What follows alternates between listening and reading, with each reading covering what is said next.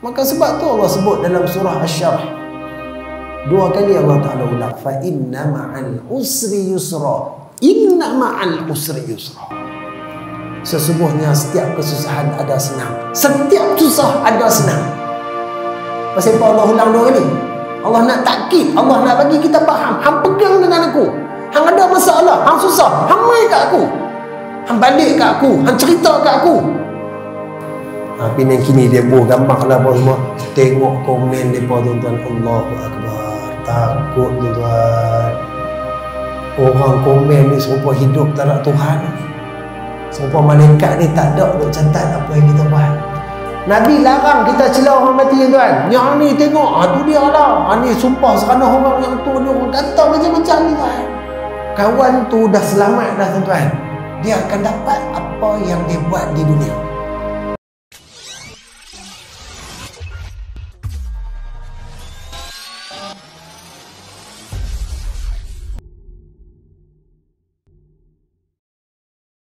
Assalamualaikum warahmatullahi wabarakatuh.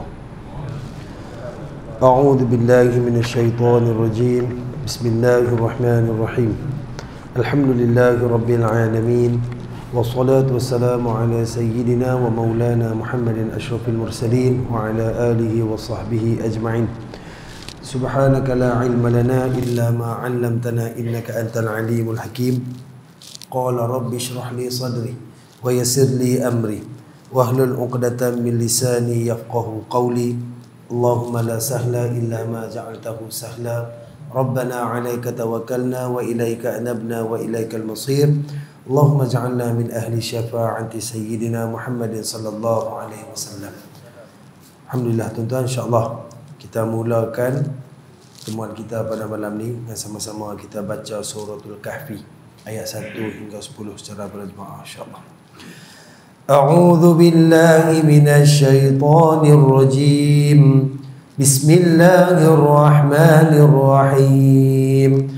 Alhamdulillahilladzi anzala 'ala 'abdihil kitaba wa lam yaj'al lahu 'iwaja qayyiman liyunzira ba'san shadidan من لدنه ويبشر المؤمنين الذين يعملون الصالحات أن لهم أجرا حسنا ماكثين فيه أبدا وينذر الذين قالوا اتخذ الله ولدا ما لهم به من علم ولا لآبائهم كبرت كلمة تخرج من أفواههم إن يقولون إلا كذبا فلعلك باخع نفسك على آثارهم إن لم يؤمنوا بهذا الحديث أسفا إنا جعلنا ما على الأرض زينة لها لنبلوهم أيهم أحسن عملا وإنا لجاعلون ما عليها صعيدا جرزا أم حسبت أن أصحاب الكهف والرقيم كانوا من آياتنا عجبا إذ أوى الفتية إلى الكهف فقالوا ربنا آتنا من لدنك رحمة وهيئ لنا من أمرنا رشدا Sadaqallahul azim. Alhamdulillah tuan-tuan puan dan jemaah rahmati Allah Subhanahu wa taala. Syukur kita kepada Allah Subhanahu wa taala pertama dan selamanya atas segala nikmat kurnia dan sergi Allah taala berikan kepada kita. Puji dan puja kepada Allah pemilik semesta alam atas nikmat iman dan Islam. Syukur alhamdulillah tuan-tuan dan puan, Allah Subhanahu wa taala masih lagi berikan kita kesihatan dan kekuatan tubuh badan. Maha kaya Allah tuan-tuan, Allah masih sayang kita, Allah masih pilih kita tuan-tuan. Takjub dan terkejut saya tuan-tuan dengan nikmat Allah Subhanahu wa taala. Pada pemeliharaan dan proses naik taraf yang saya rasa apa lagi alasan tak ramai. Habis. Kalau macam ni main cerita tak ramai kat tuan-tuan kan. Pijak pun orang rasa macam main. Tak tahulah, saya tak pernah masuk istana, tapi rasa macam lembut dia ni kot kapek istana ke apa ke, dengan selesa, dengan nyaman tuan-tuan. Tapi itulah tuan-tuan yang kata hidayah ni Allah tak bagi kat semua orang. Sekali lagi Allah Ta'ala kekalkan pada diri kita, wajib kita syukuri. Alhamdulillah kan. Mungkin kita tak berapa sihat, mungkin kita pun tak berapa kuat, penat dan sebagainya kan. Tapi Allah masih nampak kita, Allah tolak hati dan kaki kita, tuan, nikmat yang paling besar yang wajib kita syukuri dan teruskan berdoa minta kepada Allah agar apa yang kita terima daripada segala pemberian Allah ni, iman, Islam, sihat, kuat semua ni, Allah Ta'ala terus kekalkan pada diri kita sampai akhir hayat kita, insya-Allah. Amin ya rabbal alamin. Tuan-tuan mati Allah SWT, alhamdulillah.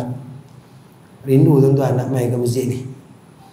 Antara masjid yang pada saya seronok lah ialah sekali-sekala nak naik jambatan kita duduk seberang. Sini dengan Aceh. Dua tu lah yang saya boleh naik jambatan nak main tuan-tuan ni.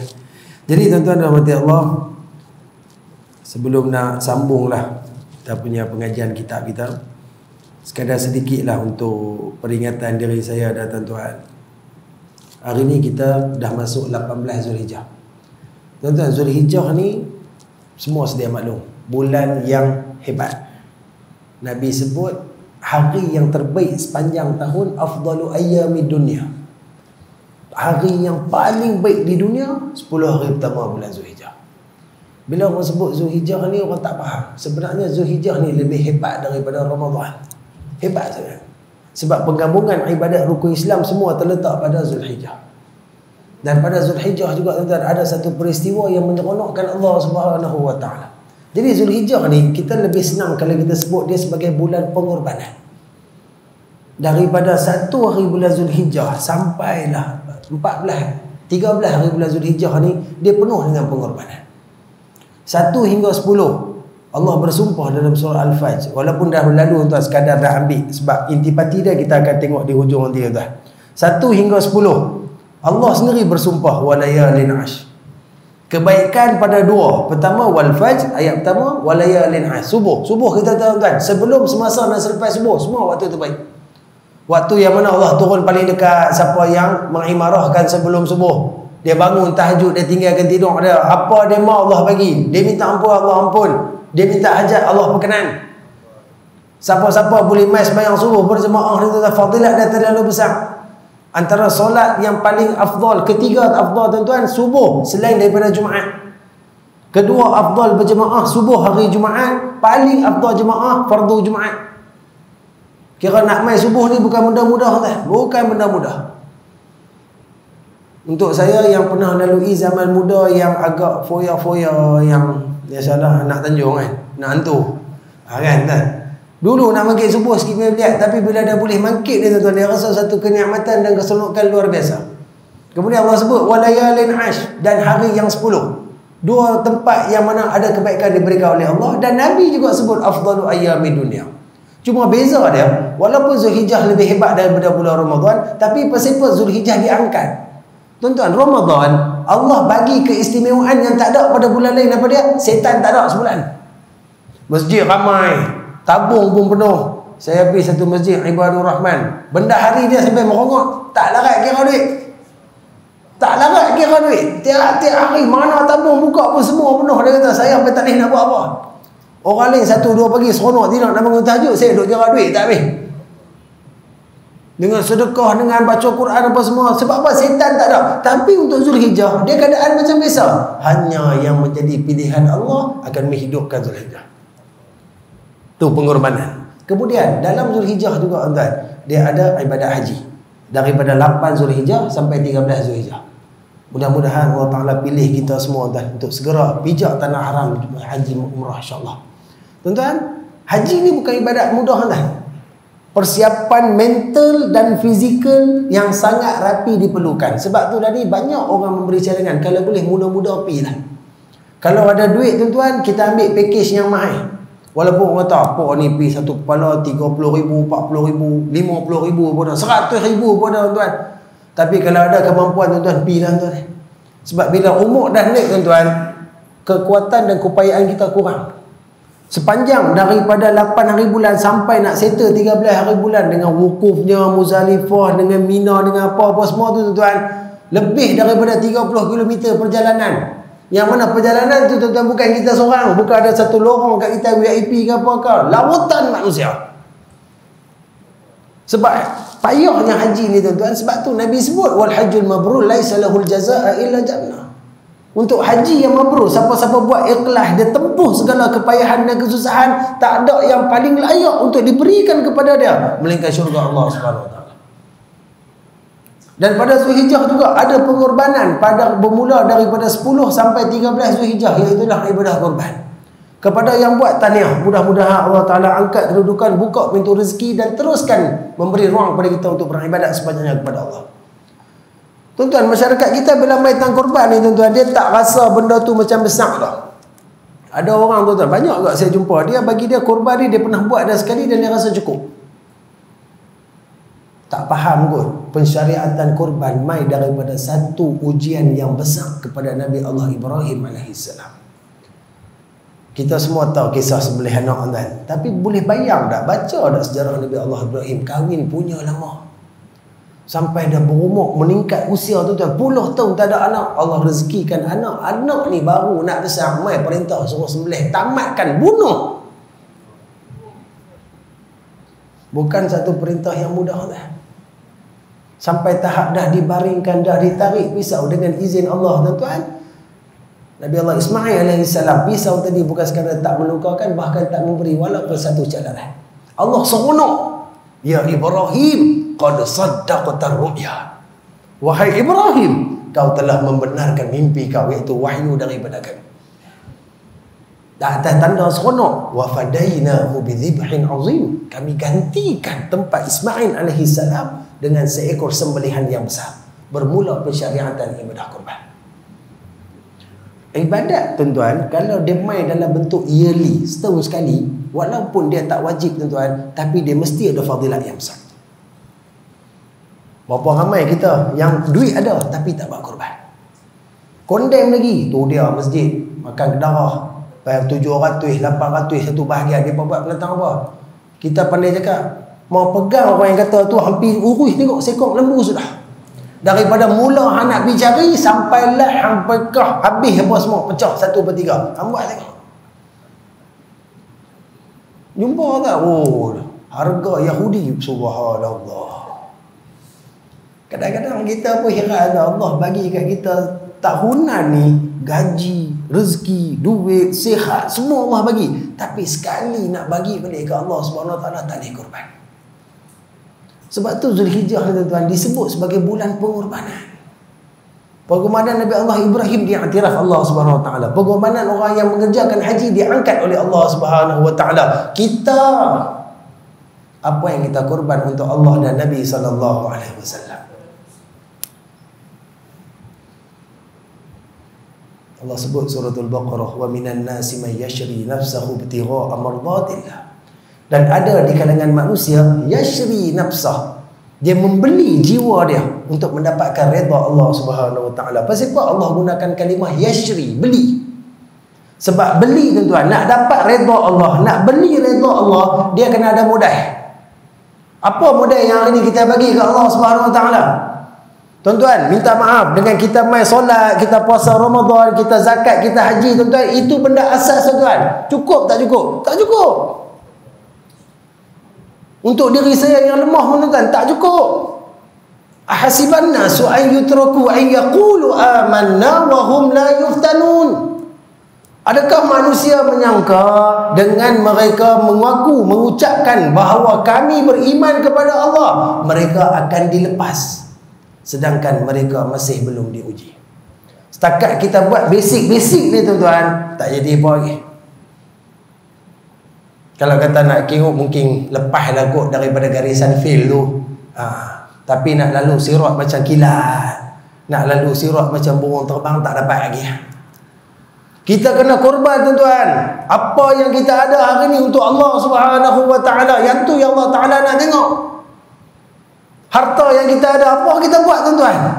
Berbahagialah kepada orang yang memberi sumbangan sehingga masjid ini dapat dibangunkan sebegini indah. Sebab setiap kali orang guna, dia dapat pahala dah. Kita bukan tak ada duit. Mana pergi duit kita? Korban pun payah nak buat. Berkira. Kot kata mahal, luar negara murah tuan-tuan. Buat kat Kemboja, buat kat India dan sebagainya, 200 lebih, 300. Tu pun tak mau. Habis tu sembang nak masuk syurga tuan-tuan. Yalah kan, sembang ni percuma, angan-angan tu free. Untuk apa ni kita buat tuan-tuan? Kita tengok seminggu dua ni tuan-tuan, menggila orang menghina Islam, menghina Allah dan menghina Nabi SAW. Apa kita buat? Rasa marah tak? Kau tengok wish mereka ni sakan tu, habis ngayak tu. Marah pun tak ada, baru tengok kan ni benda lain dah. Tuan-tuan sedarlah, Nabi sebut tuan-tuan, Islam tu mai dalam keadaan terasing dan akan kembali terasing. Fatuba lil ghuraba, berbahagialah orang-orang yang terasing. Kalau hari ni kita main masjid, kita main atikaf, kita main dengar kuliah, kita hidupkan syariat Allah, kita pertahankan Nabi SAW, kita tinggikan kemuliaan agama kita, dan orang pandang kita kolot, orang katakan kita macam-macam, percayalah, kita lah orang yang disebut orang yang berbahagia. Saya tak ada stand, saya orang awam. Saya bukannya kata YB mana-mana ke, pengurusi JKKK ke, masjid ke. Dah, saya orang biasa. Macam mana saya nak suarakan? Tuan-tuan, gunakan apa yang kita ada. Zaman lah tuan-tuan, takkan tak ada akaun Facebook. Kalau tak ada, takkan tak ada WhatsApp. Tak boleh ke hantar satu apa-apa ke tulis, demi agamaku, radina billahi rabba wa bil islami dina wa Muhammadin sallallahu alaihi wasallam nabiyyan wa rasulah. Jangan hina agama kami. Hantar ke grup-grup. Share hadis-hadis, share ayat-ayat Quran yang menceritakan tentang kemuliaan Allah dan agama Islam. Walaupun yang tu kita buat, siapalah nak baca. Tuan-tuan, dia bukan masalah orang nak baca. Dia masalah Allah akan tengok. Ini perjuanganku. Ini pengorbananku. Orang kata ke Islam hari ni gila-gila tuan. Hari ni tadi baru tengok tuan, petang tadi, satu kes pula hina Allah dan Nabi SAW di Kelantan. Saya pun yang tu pun tak tahu apa lagi, tak dapat video apa lagi, tapi baru baca ya, tengok kena tangkap lah. Dan kemarin satu mamat tu kan, tengok video mamat tu pun tuan rasa macam nak pergi tak perlu terus ada lah. Tapi dia pun ada masalah lah pula, tak apalah, pihak berkuasa. Ada orang dah pergi sidai awal dah kan. Yang sebelum tu satu orang, yang tu patut saya betul-betul biadab dan kurang ajar lah, perempuan tu yang kat comedy house tu. Dia boleh pergi pakai elok-elok bagi salam. Apa motif dia bagi salam? Dia mengaku hafal 15 juzuk, kemudian dia bogey macam tu tak? Kalau bukan lain untuk menghina agama Allah Subhanahu Wa Taala. Ingat tuan-tuan, siapa yang mencari redha Allah dengan marahnya manusia, Allah akan mencukupkan untuknya segala keperluan manusia. Dan siapa yang mencari marah Allah dengan redhanya manusia, Allah akan serahkan dia kepada manusia. Sedangkan kita duk berzikir, wala takilni bima nafsi tarfata ain. Biarlah engkau yang menguruskan jiwaku, wahai Allah. Jangan biar aku urus diriku sendiri, walaupun sekadar sekelip mata. Tapi siapa yang cari redha manusia dengan marahnya Allah, Allah serah terus kita kepada manusia. Kalau kat dunia apa Allah Ta'ala tak pandang, takut-takut ke akhirat Allah meluat tengok kita. Wal'ayazubillah. Janganlah kita jadi golongan masuk neraka tanpa hisab. Kita selalu doa kan masuk syurga tanpa hisab. Fast track fast track. Dia tak pi dah kat hisab, tak pi sirat, tak pi haud, tak pi mizan, apa semua tak lalu dah. Tak apa, terus mahsyar baru nak mula hisab, tak ada nak start, panggil masuk syurga. Ada golongan tak ada nak start, panggil masuk neraka. Maka atas saki bagi umur yang ada ni tuan-tuan, berkorbanlah, berjuanglah. Habis tak ada tuan-tuan, harta yang sedikit yang kita ada tu, bagilah tuan-tuan. Itu bukti tanda kita berjuang dan berinfak. Tak saja tahu Allah sebut dalam surah Munafiqun, selalu tu imam dibaca hari Jumaat rakaat kedua. wa anfiqu mimma razaqnakum min qabli an ya'tiya ahadahumul maut. Allah datangkan satu statement dalam bentuk arahan, dan infaklah, berilah apa-apa yang telah kami rezekikan kepadamu, yakni harta-harta kita, sebelum maut datang menjelang kepada kamu. Pasal apa Allah suruh infak? Fayaqula rabbi laula akhartani ila ajalin qarib. Kerana di dalam barzah sana jutaan manusia setiap hari duk minta, Rabbi laula akhartani, wahai Tuhan bangkitkan aku, saat pun jadilah Tuhan, saat pun jadilah. Nak buat apa? Fa asaddaqa wa akum minas salihin. Aku nak sedekah, aku nak jadi orang soleh. Sedekah tu ibadat apa? Infak. Ibadat korban, pengorbanan yang kita ada. Maka hari ni tuan-tuan, kalau kita tengok seronok masjid ni tuan-tuan, rasa kalau boleh tiap-tiap hari nak kuliah tang ni pun tak apa tuan ni. Ni dia make kipas ni satu macam dah sejuk teruk ni, saya pun tak tahu tuan-tuan nampak happy seperti macam saya duk kira kaki ni dah sejuk teruk ni kan. Kita tak terasa ke nak jadikan semua masjid yang ada ni indah macam ni tuan, supaya orang seronok nak main. Lepas ni siapa-siapa kalau kita jumpa orang minta bantuan, minta tolong dan sebagainya, apa-apa tuan, bagi tuan-tuan. Infak, korban. Pengorbanan sangat diperlukan untuk nak masuk syurga Allah Subhanahu wa taala. Sebab orang yang korban akan dapat redha. Ingat Allah sebut, ya ayyatuhan nafsul mutmainnah irji'i ila rabbiki radiyatan mardiyah. Nak jadi orang yang duduk sebelah Tuhan, yang mendapat redha Tuhan ni, kita kena redha Allah Tuhan, Allah redha kita hamba. Setakat kita mengaku Allah Tuhan cukup tak? Tak cukup. Betul Allah kata tadi, hampa mengaku aku Tuhan, aku tak uji hampa, sabar saja, relax. Aku tak tahu lagi hampa macam mana. Setakat kita mengaku Allah Tuhan tak cukup. Allah kena mengaku kita hamba dah. Radiyatan mardiyah, pakat redha meredha. Barulah bila Allah redha kita hamba, fadkhuli fi ibadi wadkhuli jannati. Masuklah dalam golongan hamba-Ku, yang mana kesemua hamba-Ku, masuklah kamu ke dalam syurga-Ku. Kita cari syurga tuan-tuan. Kita cari husnul khatimah. Tapi takkan muncul, takkan jadi benda tu tanpa pengorbanan yang kita lakukan untuk Allah, untuk Nabi SAW dan Islam yang kita cintai ini tuan-tuan. Maka teruskanlah apa yang kita ada. Kaya buat cara kaya, tak kaya buat cara apa yang kita ada. Kekuatan, kepintaran, apa saja yang kita ada untuk mengembalikan kegemilangan Islam dan menaikkan syiar Allah Subhanahu Wa Taala, insya-Allah. Maka jadikanlah titik tolak Zulhijjah sebagai bulan untuk kita merubah dan berkorban sesungguhnya untuk agama yang kita sayangi dan cintai ini, insya-Allah. Baik tuan-tuan dan mati Allah Subhanahu Wa Taala.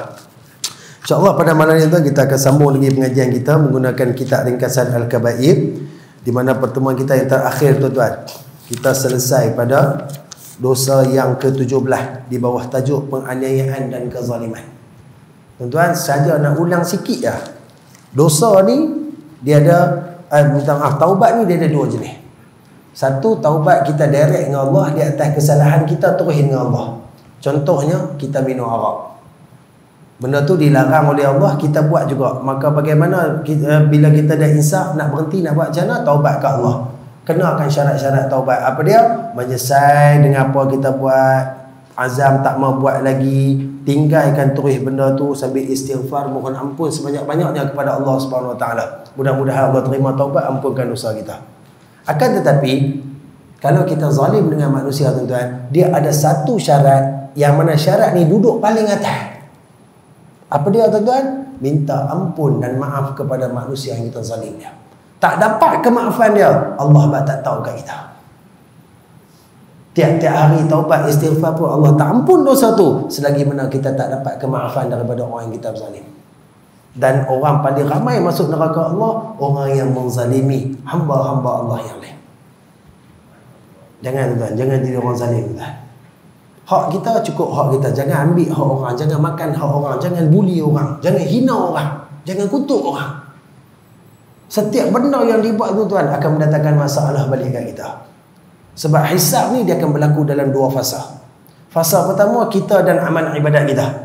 Daripada mula balik sampai mati, satu persatu ibadat kita, rezeki kita, apa yang kita buat semua Allah akan tanya, tunjuk tantu yang lila apa semua, tangan bercakap, skrin besar, malaikat tunjuk catatan semua sampai clear.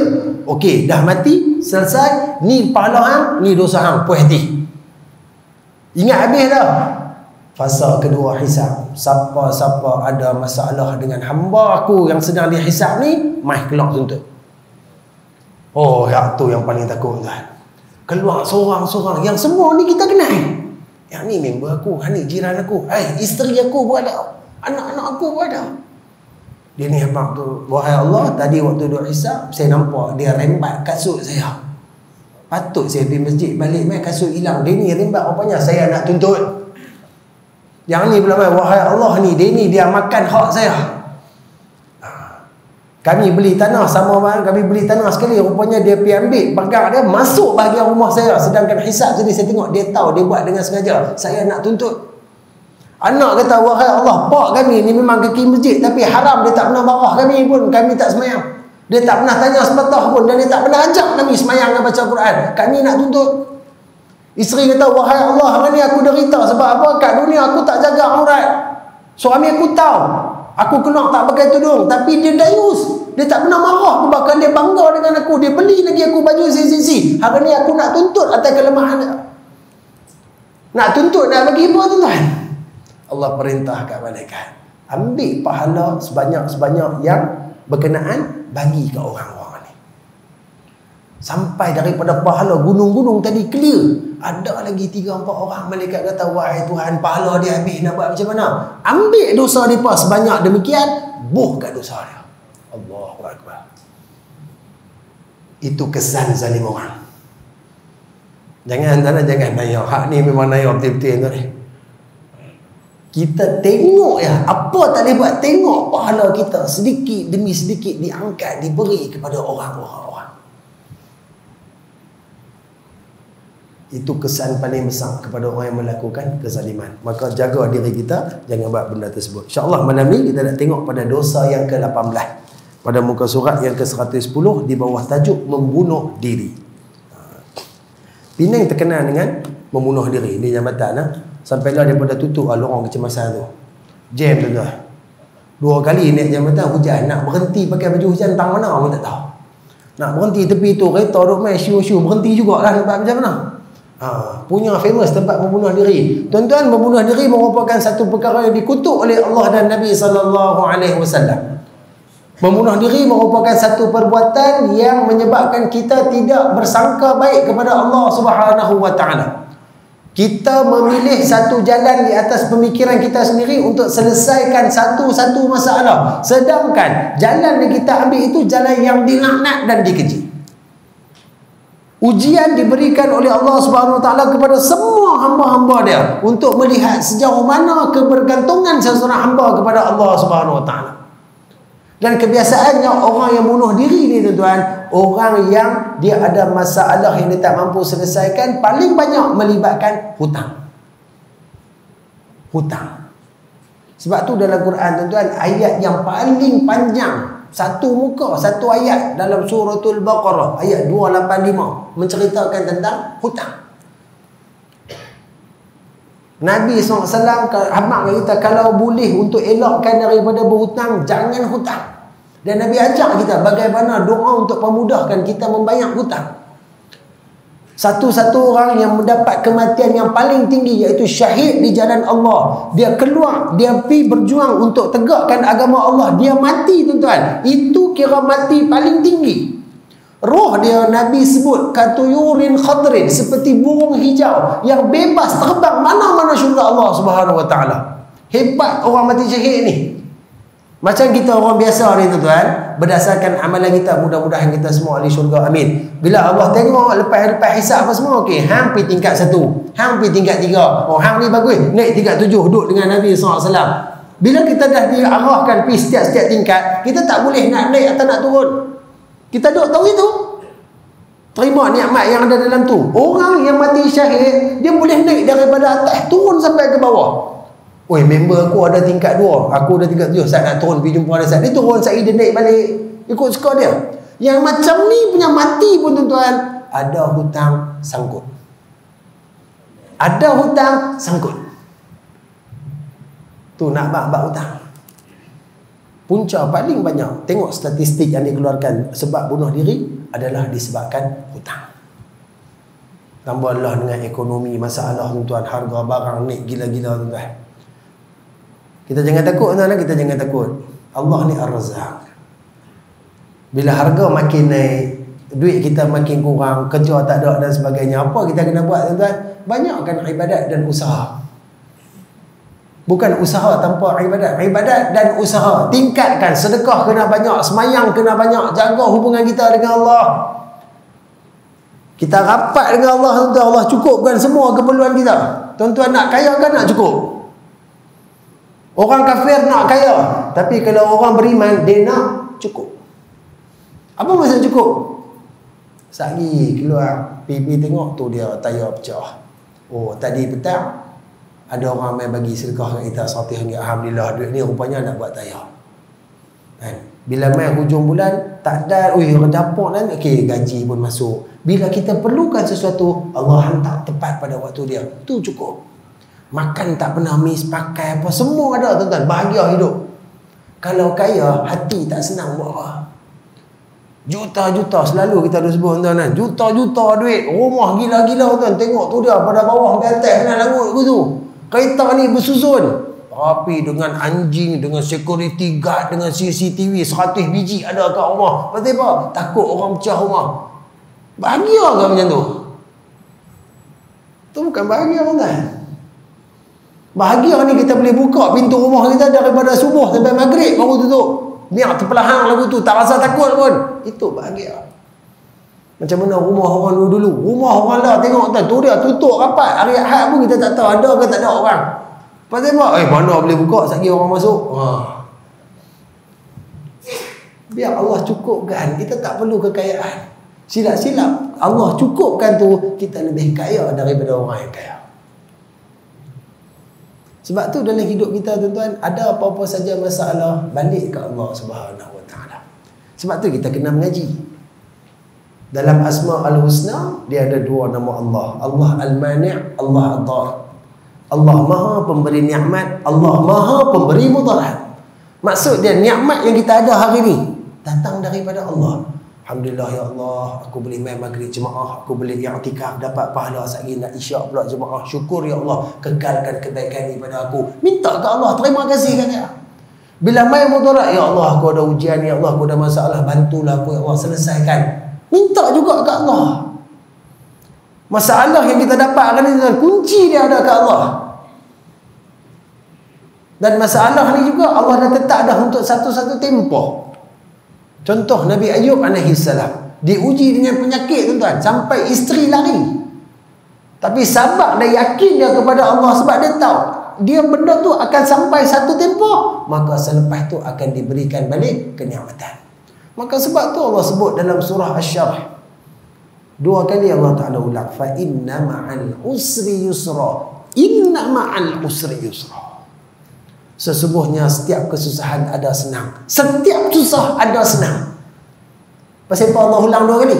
Allah nak takkid, Allah nak bagi kita faham. Hang pegang dengan aku, hang ada masalah, hang susah, hang mai kat aku, hang balik kat aku, hang cerita kat aku, hang sabar dengan apa yang aku bagi, aku akan bagi hang senang.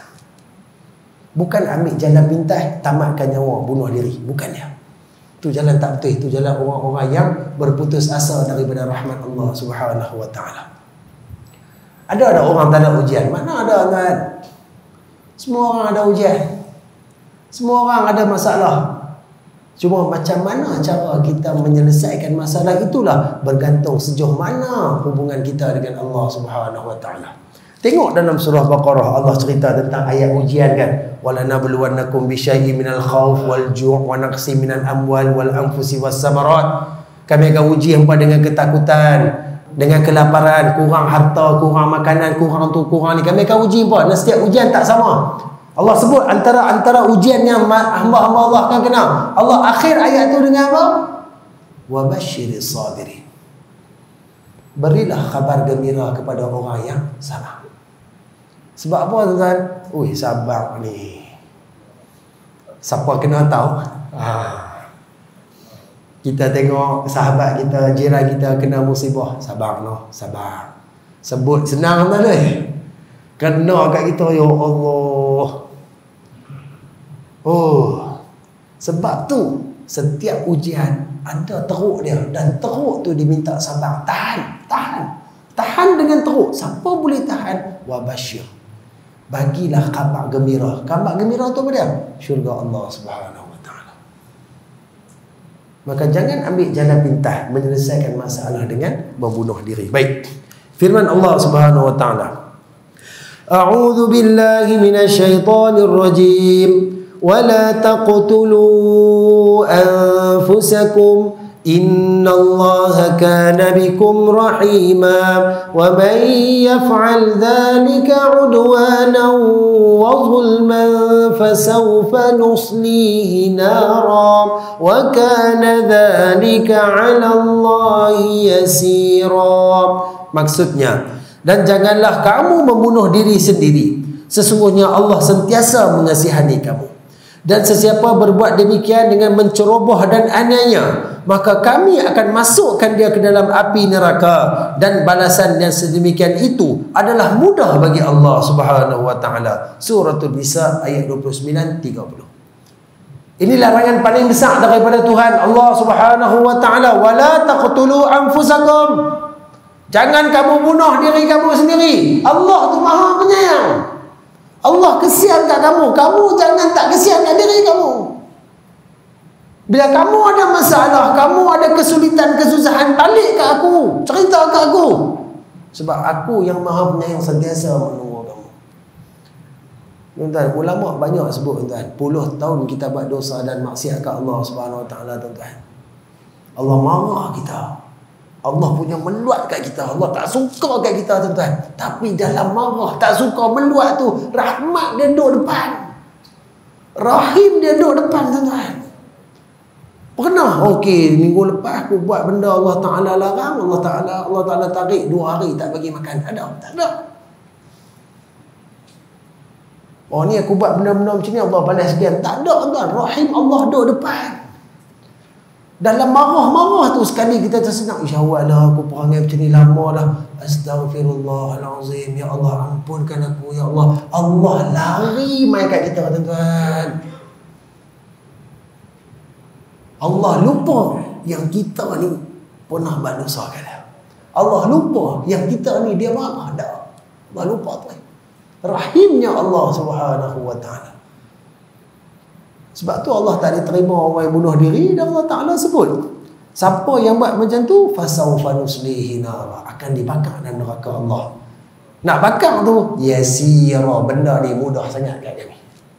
Tak ada masalah tekan nak bagi bakar apa ni, tak ada masalah, mudah sangat. Ini peringatan daripada Allah Subhanahu wa taala. Baik. Kata Wahidi pada mentafsir ayat ini, janganlah sebahagian kamu membunuh sebahagian yang lain, kerana kamu berasal dari satu agama, maka kamu seperti satu jiwa. Ini adalah pendapat Ibnu Abbas radhiyallahu anhuma dan juga sebahagian besar daripada ulama. Jangan kamu membunuh sebahagian yang lain kerana kamu berasal dari satu agama. Tak kiralah sama ada kita bunuh jiwa lain atau kita membunuh jiwa kita. Jangan buat benda yang macam tu. Sebab kita semua datang daripada Allah Subhanahu wa taala. Kemuliaan kita bukan terletak pada sejauh mana kehidupan kita di dunia, tuan-tuan. Apa yang ada pada kita hari ni semua pakaian dan perhiasan. Pangkat kita, kaya kita, pengaruh kita, orang hormat kita, semua tu perhiasan, tuan-tuan. Yang mana ketika mana Israel mai ambil nyawa kita, semua tu habis kita tinggal. Kita cinta, kita sanjung, kita suka benda tu pun tak boleh bawa, kecuali bekalan amalan saja yang kita bawa untuk masuk dalam barzakh dengan kita. Maka sebab tu ditafsirkan ayat ni, jangan buat benda-benda yang macam tu. Sebab benda macam ni akan menyusahkan kita dan mengundang marah dan benci Allah Subhanahu wa taala. Baik. Sebahagian yang lain berpendapat ini adalah larangan membunuh diri sendiri kerana disokong oleh hadis daripada Sayyidina Amr bin Al-As radhiyallahu anhuma. Kita tengok pada terjemahan dia. Kata Amr bin Al-As radhiyallahu anhuma, aku telah bermimpi basah, yakni berjunub pada satu malam yang sejuk dalam peperangan Zadis Salasil. Maka aku takut kebinasaan jikalau aku mandi. Lalu aku pun bertayamum dan bersolat subuh bersama-sama para sahabatku. Aku pun memberitahu perkara tersebut kepada Nabi SAW. Lalu Nabi SAW pun bertanya kepadaku, wahai Amru, kamu bersolat bersama dengan para sahabatmu sedangkan kamu dalam keadaan berjunub? Aku pun memberikan alasan mengapa aku tidak mandi wajib. Aku kata kepada Rasulullah SAW bahawa aku pernah mendengar firman Allah Subhanahu wa taala, dan janganlah kamu membunuh dirimu, sesungguhnya Allah adalah Maha Penyayang kepadamu. Maka Rasulullah SAW pun ketawa tanpa mengucapkan apa-apa. Hadis riwayat Imam Ahmad dan Abu Daud. Tuan-tuan, ni siapa yang pernah duduk tempat sejuk dia tahu lah. Yang pernah duduk negara winter ni tuan-tuan, Allah, dia punya sejuk tak berlawak main tuan-tuan. Dia bila main musim sejuk tuan-tuan, ayak ni musuh tuan-tuan. Kira nak buang ayak kecil, buang ayak besar pun fikir tuan-tuan. Saya belajar Malaysia tuan, duduk rumah biasa. Rumah ni tak ada heater. Kena sekali-sekali dia main berjunuk mimpi ni tuan-tuan, Allah jenuh masak ayak lah, pergi mandi rumah orang lah, apa lah. Kira tak mandi 4-5 hari ni biasa musim sejuk. Maka dalam peperangan Sayyidina Amru mimpi basah. Dia bangun duk fikir dengan sejuk macam ni, macam mana aku nak mandi. Dia takut kalau dia mandi dia main benda lain pula, demam ke, sakit lain ke apa ke. Maka dia bertayamum, dia solat dengan sahabat dia. Kemudian dia cerita kat Nabi SAW. Nabi kata, kira hang sembahyang tu ni hang tak mandi wajib ke? Tak. Pasal apa? Sebab aku dengar Allah kata, wala taqtulu anfusakum, jangan bunuh diri kamu. Sebab Allah, aku takut saya kalau aku mandi dia ketimai benda lain, aku jatuh sakit, aku mati ke apakah. Sebab tu aku tak mandi, aku tayamum saja. Keadaan sejuk sangat ni, Nabi gelap. Nabi gelap tu makna kata apa? Benda tu dibolehkan. Dan apa-apa saja benda kalau kata pengakhiran dia akan membawa kebinasaan kepada diri kita tuan-tuan, maka tak ada masalah untuk kita tinggalkan atau meringankan. Tak ada masalah. Sebab tu tuan-tuan kita kena tengok dalam konteks ni tuan-tuan. Contohnya 2-3 hari lepas satu kemalangan berlaku di Lebuh Raya, itulah depan Lotus tu lah kan, turun jambatan tu yang mereka lumba haram tu kan, yang race 3-4 pagi tu lah, sampai 3-4 orang, 3 orang meninggal tempat kejadian, seorang meninggal sehari selepas tu tuan. Tuan-tuan, bagaimana kita nak sebut perkataan tu tuan? Adakah mereka membunuh diri? Wallahu a'lam. Kita tak boleh nak menghukum. Akan tetapi sebab kita tak tahu apa yang berlaku sebenarnya. Cuma kalaulah benar benda tu berlaku atas satu perlumbaan, kita khawatir ianya menjerumuskan diri ke arah kebinasaan. Allah sebut wala tulqu bi aidikum ila tahlukah, dan jangan kamu mencampakkan diri kamu ke arah kebinasaan. Waktu malam, waktu untuk berehat, tiba-tiba nak kata pun tak tahu tuan-tuan, tapi kena sebut juga tuan-tuan. Anak-anak muda kita ni tuan-tuan, dia pilih jalan yang salah untuk dia nak berseronok. Seronok boleh, tak ada masalah, tapi kena sampai membahayakan diri dan orang lain tuan-tuan, benda tu haram. Kita takut orang yang mati dalam keadaan sedemikian, mati dalam keadaan Allah terima, dia membunuh diri. Orang yang membunuh diri itu takut terkeluar daripada agama Allah Subhanahu wa taala, selama-lamanya berada dalam neraka Allah Subhanahu wa taala. Hak tu sepasal dah apa yang jadi kat depa. Kita nak kena belajar adab tuan. Bila mai kita tengok kes yang macam tu tuan-tuan. Kalau tuan-tuan ada Facebook ke, Instagram ke, saya tengok cerita tu first dalam Penang Kini. Penang Kini dia buat gambar lah apa semua. Tengok komen depa tuan-tuan, Allahu Akbar. Takut tuan-tuan. Orang komen ni serupa hidup tak ada Tuhan. Serupa malaikat ni tak ada duk catat apa yang kita buat. Nabi sebut tuan-tuan dalam satu hadis, la tasubbul amwat fa innahum qad afadu ila ma qadimu. Janganlah kamu mencela orang yang mati, kerana sesungguhnya mereka telah mendapatkan apa yang mereka kerjakan. Atau kama qala sadaqa Rasulullah. Nabi larang kita cela orang mati tuan. Yang ni tengok, tu dia lah. Ni sumpah serana orang yang tu ni, orang kata macam-macam tuan. Kawan tu dah selamat dah tuan-tuan. Dia akan dapat apa yang dia buat di dunia. Kalau dia dapat kebaikan tuan-tuan, kita sedang duk kutuk dia tuan-tuan, dia akan dakwa kita di akhirat nanti. Sebab kita duk kata kat dia. Dan kalaulah dia dapat berupa benda yang tak elok pun daripada Allah, sebab apa yang dia buat di dunia, itu hak dia. Hak kita, la tasubbul amwat. Minta maaf, mungkin keluar sikit daripada tajuk, tapi nak abang tuan, kotlah kita jumpa lepas ni, kes bunuh diri. Oh, yang ni lah, hutang-hutang orang, lari merata, lelah bunuh diri. Senang dia buat kerja. Tuan-tuan, bila orang dah mati, tutup mulut. Awak, kita tahu kita mati macam mana? Angan-angan sembang memanglah, saya teringin nak mati waktu duk tawaf kat Mekah, teringin nak mati kat Masjid Nabawi, teringin nak masuk Baqi'. Mulut macam ni boleh mati kat Mekah.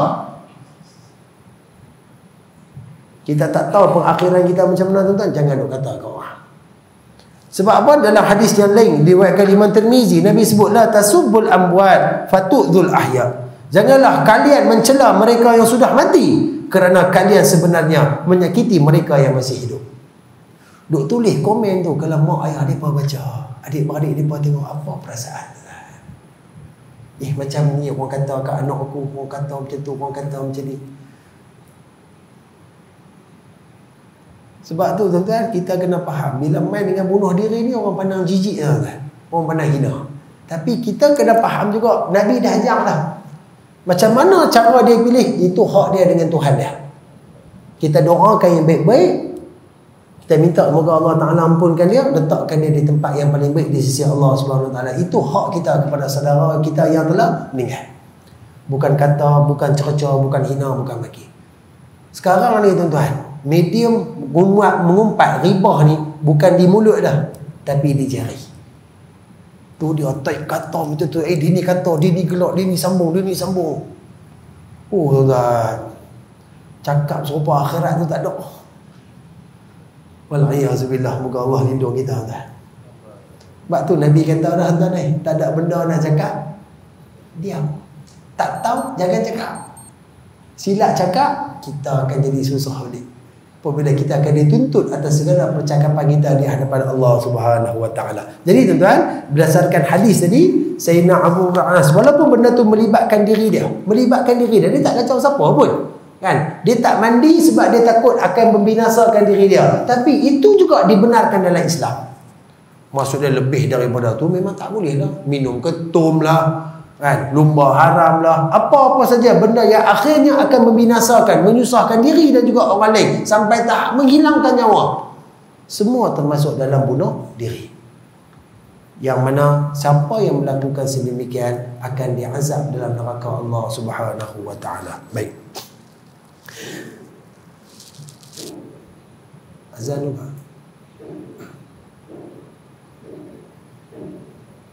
Kau sambung sikit. Azan lupa. Sambung lah. Biasa 5 minit sikit insyaAllah.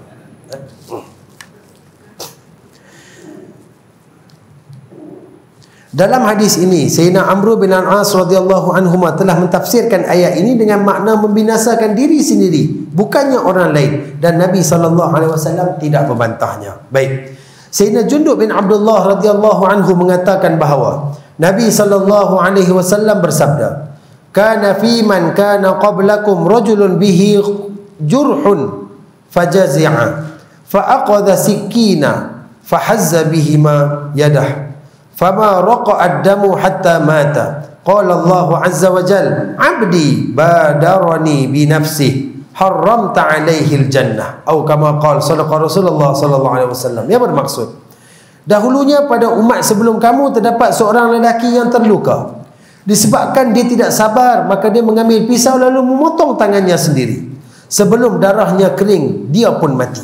Lalu Allah Subhanahu wa taala berfirman, "Hamba-Ku telah mendahului aku dengan nyawanya, maka aku haramkannya syurga." Boleh faham tak? Sakit, luka, lepas tu tak mau nak sembuh, dia rasa tak selesa, dia rasa sakit, dia rasa menderita, dia pilih untuk nak potong lagi banyak. Kerana niat nak bunuh diri lah, kena tangan ke apa ke, tak dan darah dia kering, mati. Allah haramkan. Sebab apa?